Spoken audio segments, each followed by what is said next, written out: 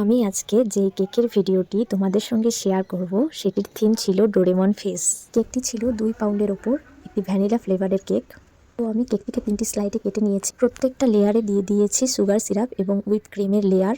উপরে ছিল একটা হোয়াইট চকলেটের তৈরি করা গানাশ এবং এইভাবে প্রত্যেকটি লেয়ার তৈরি করে নিয়ে আমি কেকটির ক্রাম পুটিং শেষ করে নিয়েছি।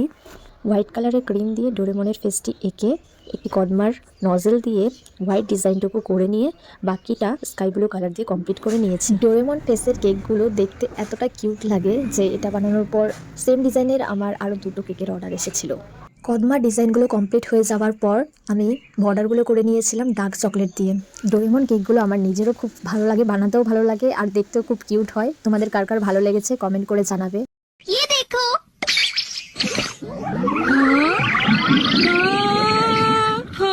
चलो अब इसे ट्राई करते हैं। क्या कहा, इसे ट्राई करूं? तुम नहीं चाहते ना कि हाँ? बेबी होगी तुमसे